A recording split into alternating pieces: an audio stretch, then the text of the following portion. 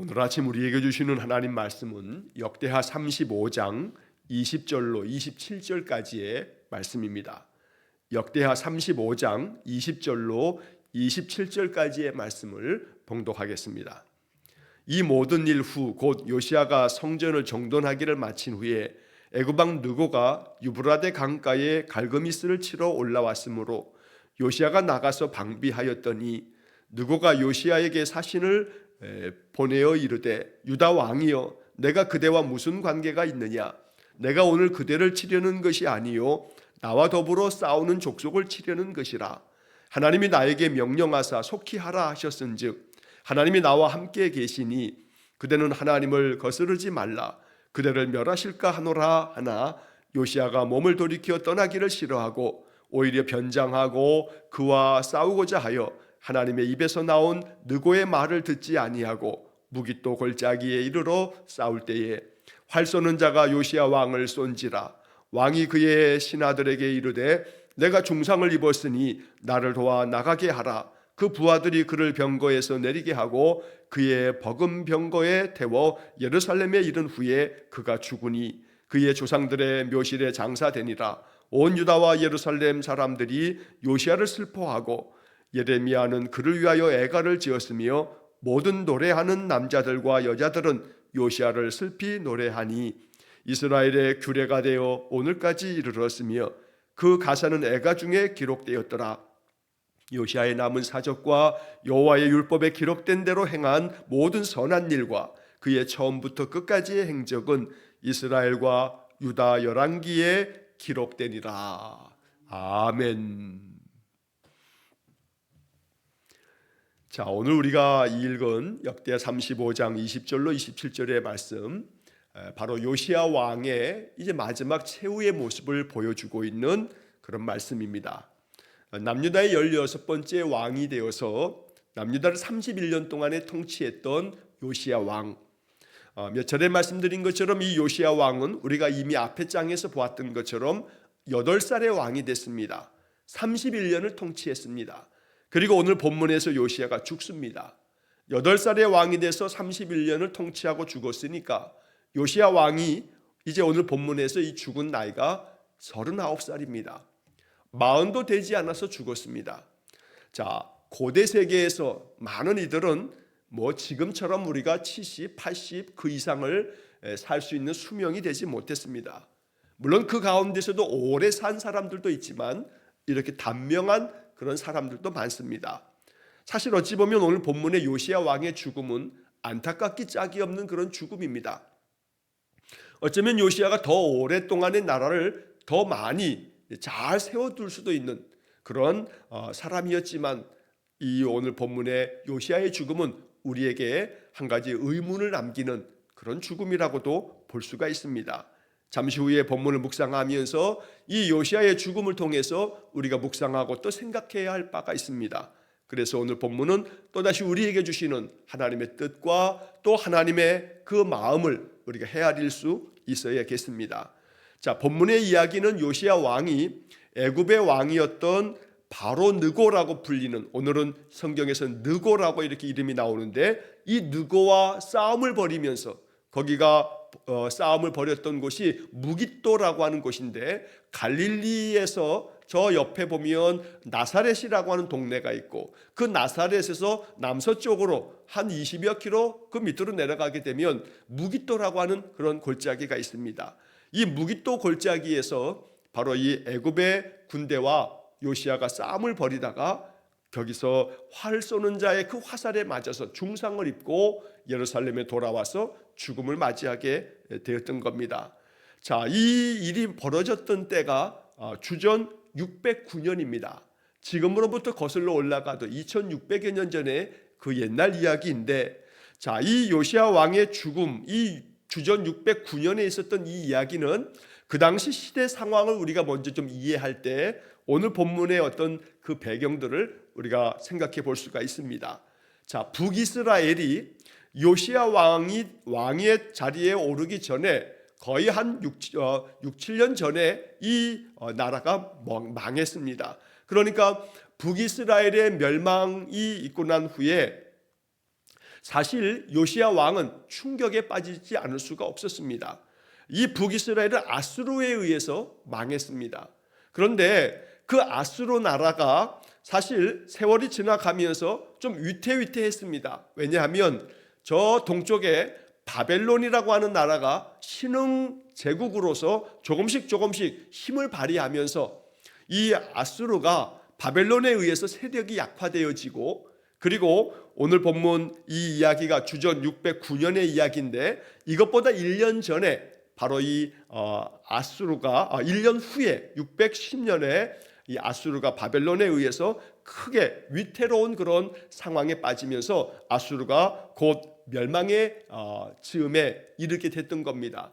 그래서 아수르는 이제 마지막으로 자기들의 힘을 규합하면서 애굽에 있는 바로에게 도움을 요청하면서 이 바로 느고와 함께 이 아수르의 이 힘이 다 빠져있는 아수르 군대가 바로와 함께 애굽 군대와 함께 연합을 이루어서 바벨론을 대항하기 위해서 그렇게 이제 그들이 연합군을 이루게 되었던 겁니다. 그래서 오늘 본문의 이야기에 보면 애굽 왕 바로 느고가 이제 이 본문에서 내가 속히 저들 이제 나를 대적하는 자들을 치기 위해서 내가 이제 올라가는 중이다라고 하는 얘기가 나오는데, 이제 그것은 바벨론을 치기 위해서 내가 이제 이 가나안 땅, 이 팔레스타인 땅을 지나가는 것이다라고 하는 그런 이야기를 보게 됩니다.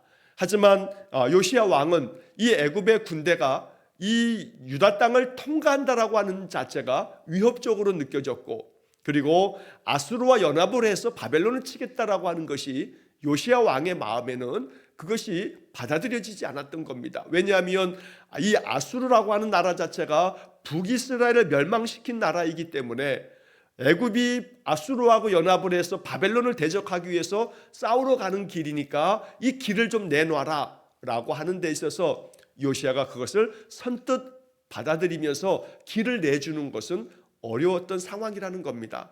자, 그러한 상황 속에 이제 오늘 본문의 이야기를 우리가 살펴보면서 여기에 담겨져 있는 하나님의 뜻을 우리가 묵상해야겠습니다. 자, 20절 말씀에 보면 이 모든 일 후 곧 요시야가 성전을 정돈하기를 마친 후에 애굽 왕 느고가 유브라데 강가에 갈그미스를 치러 올라왔으므로 요시야가 나가서 방비하였더니, 자, 이 유브라데 강가에 갈그미스라고 하는 곳은 바로 이스라엘 땅, 이 팔레스타인 땅에서 동북쪽으로 한참 올라가 바로 이 유프라테 땅, 즉 바벨론이 이제 등장하면서 이 바벨론 나라가 힘을 규합하고 그래서 계속 서쪽으로 이 아수르 땅까지 힘을 뻗치게 되는 그런 상황에 길가미스라고 하는 곳에서 이 바벨론과 함께 큰 싸움을 벌이기 위해서 이 애굽의 왕이 북쪽으로 지금 올라가고 있는 중입니다.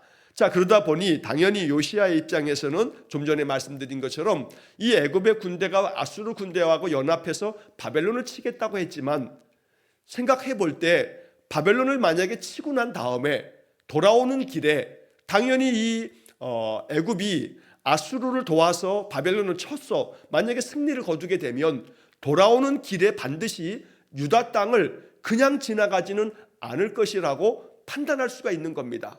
그러니 애저녁에 이 애굽이 아수르와 연합하지 못하도록 애굽이 지나가는 길을 막아서고 애굽과 잠깐 싸움을 벌여야만 이 애굽과 아수르를 연합하지 못하도록 만들어야 훗날을 도모할 수 있는 것이라 라고 이렇게 정치 외교적으로 군사적으로 요시야가 판단할 수 있는 겁니다. 그래서 요시야가 나가서 방비하였더니 라고 하는 이야기는 애굽 군대가 아수르와 연합하지 못하도록 그 길목을 가로막고 애굽이 올라가지 못하도록 그렇게 막았다는 이야기입니다.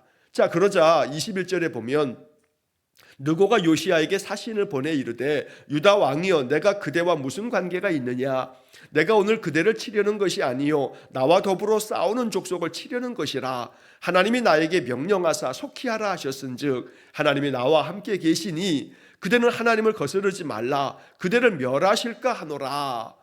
이렇게 애굽의 왕이 이 요시야 왕에게 사신을 보내서 이런 이야기를 전했던 겁니다. 자, 이 이야기를 요시야가 곧이곧대로 받아들이기가 어려웠을 겁니다. 여기 지금 말하는 것처럼 유다 왕이여 내가 그대와 무슨 관계가 있느냐. 자, 유다 왕 요시아여 나 애굽의 왕 바로는 이 느고는 당신하고 관계가 없어. 당신 나라를 치려는 것이 아니요. 길만 내주면 내가 북쪽으로 올라가서 아수르와 함께 손을 잡고 저 바벨론을 멸하려는 것이요. 라고 이렇게 이제 이야기하면서 나와 당신과 관계없다. 내가 유다 땅을 침략하려는 것이 아니다. 이제 이렇게 설득을 하는 겁니다. 그래서 오늘 내가 그대를 치려는 것이 아니다. 나와 더불어 싸우는 족속. 이게 지금 바벨론을 얘기하는 겁니다. 신흥 강국으로 등장하고 있는 이 바벨론을 치기 위해서 그래서 우리가 올라가는 것뿐이다. 어찌 보면 그 당시에 애굽 제국과 그리고 바벨론 제국이 새롭게 패권 싸움을 하고 있는 그런 상황이라고도 말할 수가 있을 겁니다. 뭐 요즘 같으면 우리가 중국하고 미국하고 두 양대 강대국이 전 세계 패권 싸움을 하느라고 뭐 무역의 관세를 어찌하니 저찌하니 그러면서 힘겨루기를 하다 보니 뭐 주변의 모든 나라들이 뭐 우리나라를 포함해서 옆나라 일본도 그렇고 미국의 그 트럼프가 오는 것 때문에 온갖 선물들을 다 갖다 바치면서 또 뭐 우리나라도 최고의 훈장까지 그에게 줘가면서 어쨌든 그 패권 싸움에서 우리 국익을 지키겠다고 대통령도 지금 뭐 애쓰고 있는 모습을 봅니다. 그러니까 오늘 지금 이 2600여 년 전에 남유다의 요시아의 상황을 가만히 생각해 보면 강대국이었던 애굽 제국하고 또다시 새로운 강대국으로 부상하고 있는 바벨론이 만약에 이 둘 중에서 어디에 서야 되는가라고 하는 부분들은 요시아에게 있어서 참 큰 고민거리가 아닐 수 없었을 겁니다. 자, 그래서 이 애굽의 왕은 당신을 치려는 게 아니다. 저 지금 바벨론이 새롭게 강대국으로 지금 들어서려고 하고 있기 때문에 저 애굽이 자꾸 아수르를 침략하려고 그러다 보니 저 바벨론이 침략하려고 하다 보니 바벨론을 좀 꺾어놓기 위해서 올라가는 거니까 길을 내주라라고 이렇게 얘기하면서 이 애굽 왕이 한다는 말이 하나님이 나에게 명령하신 거다. 속히 그렇게 하라고 나에게 명령하셨다. 하나님이 나와 함께 계시니 그대는 하나님을 거스르지 말라. 그대를 멸하실까 한다. 이런 얘기를 하는 겁니다. 당연히 이 이야기를 듣고 요시아가 이것을 곧이곧대로 받아들일 수가 없습니다. 왜냐하면 이 애굽은 하나님 섬기는 나라가 아닙니다. 당연히 이 애굽의 왕이 하나님의 이름을 들먹거리면서 하나님이 나에게 명령하신 거다. 속히 하라고 하셨기 때문에 내가 지금 바벨론을 치기 위해서 올라가는 길을 내놔라. 하나님이 나와 함께 계신다. 그러니 그대는 하나님을 거스르지 말라. 어떻게 이 이야기가 요시아의 마음속에 그대로 하나님이 말씀하시는 것으로 들렸겠습니까? 애굽의 왕이 우상을 섬기는 이 악한 이 애굽 땅의 왕이 하나님이 나와 함께 계신다. 그래서 당신이 나를 가로막는 것은 하나님을 거스르는 거다. 하나님이 그대를 멸하실까 한다 하는 얘기를 하고 있으니 요시야 왕은 당연히 이 이야기를 받아들일 수가 없었던 겁니다. 여기에 문제가 있습니다. 바로 이 시점에서 하나님을 들먹거리면서 하나님이 나에게 명령하신 거다. 하나님이 나와 함께 계시다. 그래서 하나님께서 내게 명하시는 대로 내가 지금 저 바벨론을 치러 올라가는 것이다 라는 얘기를 했을 때 이 요시야 왕이 한 번쯤 이 문제를 두고 선지자에게 가서 물어봤으면 얼마나 좋을까라는 생각을 하게 됩니다. 왜냐하면 그 당시에 활동했던 선지자 중에 대표적인 선지자가 예레미야 선지자가 있었습니다. 우리가 예레미야서를 보게 되면 예레미야서에 보면 이 예레미야가 활동하고 하나님의 영이 예레미야에게 임했던 것이 예레미야가 다스린 지 요시야가 왕이 된 지 제13년에 여호와의 말씀이 예레미야에게 임했다라고 예레미야 1장에 기록되어 있습니다. 자, 요시야 왕이 다스린 지 13년째 때 이 예레미야는 선지자가 되어서 하나님의 말씀을 전하기 시작했습니다. 그리고 어제 보았던 말씀에 35장 19절 말씀에 보면 요시야가 왕위에 있은 지 18째 해에 유월절을 지켰다. 우리가 어제까지 35장에서 유월절을 온전히 지킨 요시야 왕의 이야기를 읽은 바 있습니다. 자, 이것이 요시야가 왕이 된 지 18째 해입니다. 그러나 그것보다 5년 전에 요시야가 왕이 된 지 13년째 될 때 예레미야는 하나님의 말씀이 임해서 선지자의 역할을 감당하고 있었던 겁니다. 그러니까 충분히 요시야 왕의 입장에서는 이렇게 애굽의 왕이 하나님께서 나와 함께 계신다, 하나님이 명령하셔서 내가 지금 올라가고 있는 중이다, 그러니 길을 내주라 라는 얘기를 했을 때 요시야 왕이 선지자 예레미야에게 찾아가서 예레미야에게 사람을 보내서라도 이렇게 애굽 왕이 이야기하는데 하나님의 뜻이 무엇입니까? 하나님이 정말 이 애굽 왕을 통해서 바벨론을 치려고 하는 것이 하나님의 뜻입니까?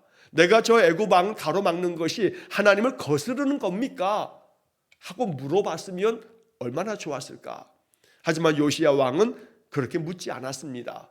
하나님의 뜻이 정말로 이 애굽 왕이 말하는 것처럼 진짜 그러한지를 확인해 보지 않습니다. 요시야 왕의 마음속에는 당연히 애굽의 왕이 말하는 것이고 하나님이 그와 함께 하신다는 말 자체가 말도 안 됐던 겁니다. 어찌 하나님께서 이방의 왕과 함께 하겠는가? 어찌 하나님이 이방의 왕을 돕겠는가? 내가 이렇게 성전을 수리하고 율법책을 발견하고 그 율법의 말씀대로 유월절을 지키고 온 산당을 다 없애고 우상을 다 제거하고 하나님을 전심으로 섬기면서 하나님께서 우리 남유다에게 은혜를 주시고 있는데 하나님이 나에게 말씀하시지 어떻게 애굽의 왕에게 말씀하시겠는가? 요시야의 마음속에는 그런 마음이 있었을 겁니다. 그래서 애굽 왕을 통해서 말씀하시는 하나님의 소리를 이 요시야는 받아들일 수가 없었고 요시야의 그런 마음 때문에 이 애굽 왕의 소리를 무시한 채로 여기서 싸움을 벌이게 됐던 겁니다. 자, 그래서 22절에 요시야가 몸을 돌이켜 떠나기를 싫어하고 오히려 변장하고 그와 싸우고자 하여 하나님의 입에서 나온 느고의 말을 듣지 아니하고 무기토 골짜기에 이르러 싸울 때에 그러다가 화살을 맞고 중상을 입게 되었던 겁니다. 우리는 여기 22절의 말씀에서 요시야가 몸을 돌이켜 떠나기를 싫어했다, 그래서 싸움을 벌였습니다. 심지어 오히려 변장까지 하면서 자기가 왕이라고 하는 것을 이렇게 전장터에서 드러나게 되면 공격을 제일 많이 받게 될 테니까 왕이 아닌 것처럼 변장을 하고서까지 싸웠습니다. 그러나 그 싸움에서 요시야는 죽음을 맞이하게 됩니다.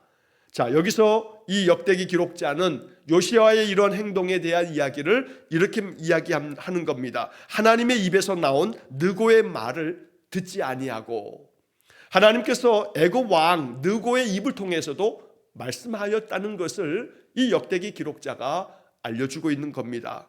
그러니까 하나님의 입에서 나온 말이었지 이방의 나라 애굽 왕의 입에서 나온 얘기가 아니었다고 이 역대기의 기록, 이 에스라가 이 역사 기록을 이렇게 기록했다는 것입니다. 여기서 과연 우리는 이 요시야의 입장에서 하나님께서 말씀하시는 것이 애굽 왕 느고를 통해서 말씀하셨다라고 하는 것을 받아들이지 못했던 이 요시야의 모습, 그래서 좀 전에 말씀드린 것처럼 이 문제를 선지자에게 가서 묻고 하나님께 더 깊이 물었다면 얼마나 좋았을까. 그러나 역사에서 가정은 있을 수 없습니다. 그랬으면 얼마나 좋았을까 싶지만 그러나 이 지나간 역사를 돌이킬 수도 없는 문제입니다. 하지만 우리는 이 성경의 이야기를 통해서 이제 마음에 깨닫는 바가 있어야겠습니다. 하나님께서 말씀하시는 것은 여러 방법으로 우리가 생각지 못한 것을 통해서도 하나님은 말씀하시는 분이라는 것을 잊지 말아야 합니다. 이미 이방의 왕들을 통해서 하나님의 뜻을 계시하시는 것은 성경에도 여러 차례 기록이 되어져 있습니다. 대표적인 이야기가 창세기에서 애굽 왕 바로가 꿈을 꾸면서 그 꿈을 통해서 하나님께서 세상 역사를 주관하시는 것을 하나님이 알려주신 것을 우리가 보게 됩니다. 그 꿈을 해석할 수 없자 결국 저 감옥에 있는 이 유다 이 히브리 사람 요셉이라고 하는 자가 꿈을 잘 해석합니다. 그러면서 이 요셉을 불러다가 이 바로가 꾸었던 꿈을 해석하게 되면서 7년 동안에는 풍년이 있을 거고 7년 그 후에는 흉년이 있을 거라고 하는 그런 꿈을 꾸신 겁니다. 이렇게 해석해 주면서 이 애굽 왕이 요셉을 총리로 세우고 나라의 모든 것들을 이제 다스리도록 만들어주는 이야기를 우리가 창세기에서 잘 알고 있습니다. 그때도 하나님께서 애굽의 왕에게 꿈꾸게 하시고 그 꿈대로 이 세상을 다스려 가시는 하나님의 섭리를 우리가 보게 됩니다. 그러니까 하나님께서 바로 이 세상을 다스려 가심에 있어서 이방의 왕을 통해서도 하나님의 그 역사를 계시해 주시는 이야기가 나옵니다. 그리고 이제 우리가 내일 마지막으로 보게 될 역대하의 마지막 장 36장을 보게 되면 이 남유다가 바벨론에 망하게 돼서 70년 동안의 포로 생활을 하지만 그러나 그 후에 이 바벨론이 페르시아에게 멸망을 당하면서 페르시아의 왕이었던 고레스가 포로로 잡혀왔던 유다 사람들을 다 고국 땅으로 돌려보내는 장면이 나옵니다. 그래서 이 역대하 36장 내일 보게 될 그 마지막 부분의 23절에 보면 이런 말씀이 기록되어 있습니다. 바사왕 고레스가 이같이 말하노니 하늘의 신 여호와께서 세상 만국을 내게 주셨고 나에게 명령하여 유다 예루살렘의 성전을 건축하라 하셨나니 너희 중에 그의 백성된 자는 다 올라갈지어다. 이렇게 바로 페르시아의 왕 고레스가 그렇게 이야기를 하고 있는 겁니다. 하늘의 신 여호와께서 세상 만국을 나에게 주셨다. 그리고 나에게 명령하셔서 유다 예루살렘의 성전을 건축하라 내게 말씀하셨으니 하나님의 백성된 사람들은 다 올라갈지어다. 이렇게 명령하는 이 장면에서 하나님이 고레스를 통해서 명령하고 계시는, 그래서 이 이방의 왕이 유다 사람들을 다 예루살렘으로 유다 땅으로 돌려보내는 장면이 나온다는 겁니다. 그러니 당연히 오늘 본문에서도 바로 이 요시야 왕이 들었던 애굽 왕 바로 느고의 이 이야기가 하나님 나와 함께 계셔서 나에게 속히 명령하신 것이니 길을 내놓으라고, 길을 넣어주면 우리가 이 길로 통과할 것이라고 하는 이야기는 하나님께서 느고의 입을 통해서 말씀하셨던 것입니다.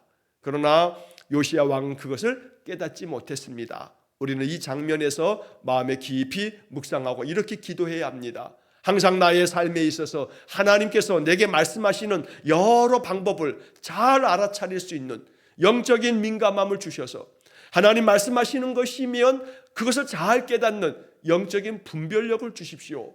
이것이 우리의 기도가 되어야겠습니다. 하나님의 입에서 나오는 말씀은 누구를 통해서도 어떤 방법을 통해서도 내게 말씀하시는 바가 있을 때 이것을 잘 깨닫는 지혜가 있어야겠습니다. 또 이것을 위해 언제나 하나님께 묻고 이것이 하나님의 뜻입니까? 하나님 말씀하시는 바가 무엇입니까? 이렇게 항상 하나님께 물으면서 묵상하고 기도하면서 하나님이 내 마음 가운데 들려주시는, 내 마음 가운데 생각나게 하시고 평강 가운데 인도하시는 그 길을 따라서 늘 우리의 인생길 걸어가기를 간절히 축원합니다. 23절 이하의 말씀에서 활 쏘는 자가 요시야 왕에게 쏩니다. 사실은 요시야 왕인지 모르고 쐈을 겁니다. 왜냐하면 요시야가 변장하고 이 싸움터에 지금 나왔기 때문입니다. 그러나 그 활이 요시야에게 적중하게 되고 요시야는 큰 부상을 입고 신하들에게 내가 중상을 입었으니 나를 도와서 이 지금 싸움터에서 나가게 하라고 명하면서 이제 그 부하들이 병거에서 왕을 내려서 그 다음 버금 병거라고 말하고 있는데 전투용 병거가 아니라 그 왕이 또 탈 수 있는 또 다른 병거에 왕을 태운 다음에 예루살렘으로 돌아가게 만듭니다. 하지만 그 상처가 너무 깊었기 때문에 예루살렘에 이른 후에 그가 죽었다 하고 말씀합니다. 그리고 이제 이 남유다는 이 왕을 다 장사를 지내게 되고 왕을 위해서 슬프면서 슬픔으로 애가를 짓는 이 예레미야의 이야기까지 적혀져 있습니다. 25절에 예레미야는 그를 위해서 애가를 지었으며 라고 했을 때 이 애가는 예레미야서 다음에 나오는 예레미야 애가가 아닙니다. 이것은 요시야 왕의 죽음에 대해서 슬픔으로 이 예레미야가 슬픈 노래를 지었던 것이 있는데 사실은 지금까지 그 애가가 발견되지 않아서 이 예레미야가 요시야를 위해서 지은 이 애가는 우리가 알 수가 없습니다. 그래서 예레미야까지 왕의 죽음을 애도할 만큼 그렇게 온 유다 땅은 이 요시야 왕의 죽음을 슬퍼했던 겁니다. 그리고 26절 마지막에 이렇던 요시야의 이 죽음에 대해서 그의 남은 모든 사적은, 그의 역사적인 기록들은, 행적들은 여호와의 율법에 기록된 대로 모두 행했던 그 선한 일들뿐만 아니라 처음부터 끝까지의 모든 일들을 바로 열왕기에 기록을 하고 이 요시야 왕의 그 역사가 지금까지 이렇게 이르고 있다라고 에스라가 이 역대하에 이런 기록을 남기게 되었던 겁니다. 자, 우리는 남유다의 16번째 왕 요시야 왕의 이야기에 이제 죽음의 이야기까지 오늘 35장까지를 이제 마지막 보았습니다. 오늘 이 말씀을 마음속에 묵상하면서 무엇보다 중요한 것은 하나님께서 느고의 입을 통해서도 말씀하시는 장면을 깊이 생각하면서 하나님이 나에게 말씀하시는 것이 어떤 방법으로 어떤 채널을 통해서 누구를 통해서 어떠한 일들을 통해서 말씀하실지 모릅니다. 항상 하나님이 말씀하시는 것을 잘 알아들을 수 있는 하나님의 뜻을 잘 깨닫는 영적인 분별력을 허락해 달라고 또 깊이 기도하고 우리의 인생의 삶, 하나님께서 내게 말씀하시고 내게 이끄시는 그 선하신 손길을 잘 깨달음으로써 우리의 삶이 늘 평강이 가득한 삶이 되기를 간절히 축원합니다. 이스라엘을 참으로 믿음 안에서 영적인 개혁을 갱신을 이루면서 유월절을 온전하게 준수하면서 31년 동안의 남유다를 아름답게 통치했던 이 요시야 왕의 죽음, 이 죽음을 우리는 깊이 묵상하면서 우리의 인생의 삶에 하나님의 은혜만 가득하도록 또 그래서 우리의 인생길이 늘 평강의 길이 되도록 더욱더 마음 깊이 기도하는 그런 복된 삶이 되기를 주의 이름으로 간절히 축원합니다. 기도하겠습니다. 자비로우신 아버지 하나님, 요시야 왕의 죽음을 통해서 우리 마음 깊이 묵상하며 또 기도합니다. 우리에게 더 깊은 영적인 분별력과 영적인 지혜를 주셔서 하나님 우리에게 말씀하시는 바를 잘 깨달아 알 수 있게 하시고 언제나 먼저 하나님께 묻고 하나님께서 뜻하신 바를 알고자 우리의 마음을 열게 하시고 그래서 하나님께서 누구를 통하여 어떤 방법으로 말씀하셔도 하나님의 마음을 헤아릴 줄 아는 저희 모두가 되게 해 주옵소서. 그리하여 우리의 인생길이 지혜로운 영적 분별력으로 우리의 삶의 결정마다 하나님께서 뜻하신 바대로 순종하는 결정이 되고 우리의 행하는 모든 행실이 하나님의 마음에 합한 것이 되어 하나님께서 우리를 더 기쁨으로 선한 길로 이끌어 가시는 복된 삶이 되게 해 주옵소서. 오늘도 우리의 모든 인생의 삶을 오직 주님께 의탁하오며 예수님 이름으로 기도하옵나이다. 아멘. 우리 구주 예수 그리스도의 은혜와 하나님 아버지의 극진하신 사랑과 성령의 교통하심이 날마다 깨어있어 영적 분별력을 갖고 하나님 내게 말씀하시는 모든 것들을 잘 분별하여 하나님의 뜻대로 살아가기를 간절히 소원하는 머리 숙인 귀한 성도들 위해와 저들 가정과 온 가족들 위해 영원토록 함께 하시길 축원하옵나이다. 아멘.